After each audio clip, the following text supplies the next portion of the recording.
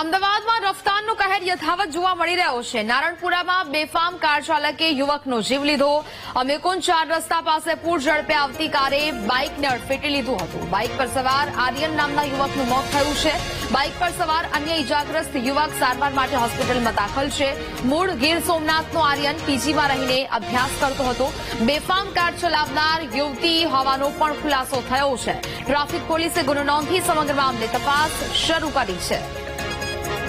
સંવાદદાતા અનિતા ફોનલાઈન પર જોડાયા છે। અનિતા, અમદાવાદમાં રફતારનો કહેર યથાવત જોવા મળી રહ્યો છે। ફરી એક વખત અકસ્માતની ઘટના, શું વિગત?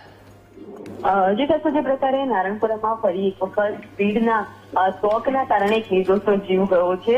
નારણપુરા અંજલી ક્રોસ રોડ પર એક ક્રેટા કાર ચાલક જે મહિલા હતી તે ફૂલ ઝડપે 100 થી 150ની સ્પીડમાં ગાડી ચલાવીને આવી રહી હતી। એ દરમિયાન બાઇક ઉપર જઈ રહેલા બે યુવાનો આર્યન બારડ અને બ્રિજેશ જોડિયા, આ બંનેની બાઇકને આ મહિલા જે કાર ચાલક છે તેણે ટક્કર મારી હતી, જેના કારણે આર્યન બારડનું ઘટના સ્થળે મૃત્યુ નીપજ્યું હતું। જ્યારે બ્રિજેશ જોડિયા ગંભીર ઇજાગ્રસ્ત હતા, તેઓને સારવાર માટે હોસ્પિટલ ખસેડવામાં આવ્યા છે।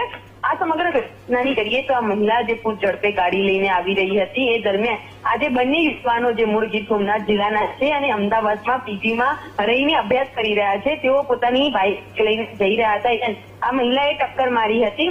આ ઘટના બાદ મહિલા ગાડી મૂકીને ત્યાંથી ફરાર થઈ। અત્યારે પોલીસે આ સમગ્ર કેસમાં હાલ તો અકસ્માત મોતનો ગુનો દાખલ કર્યો છે અને જે મહિલાના કાર પાર્કિંગ નંબરથી જ્યારે તેના નિવાસસ્થાને તપાસ કરતા મહિલા પણ ઘરેથી ફરાર થઈ ગઈ હોવાનું ખુલ્યું છે, જેને લઈને હાલ તો ટ્રાફિક પોલીસ દ્વારા ગુનો દાખલ કરવામાં આવ્યો છે અને આર્યનનો જે મૃતદેહ છે તે પોસ્ટમોર્ટમ માટે મોકલી આપવામાં આવ્યો છે। જ્યારે બ્રિજેશ જોડિયાના આ ઘટનાને લઈને નિવેદન લઈ વધુ કાર્યવાહી હાથ ધરવામાં આવી છે। બિલકુલ અનિતા, જાણકારી બદલ આપનો આભાર।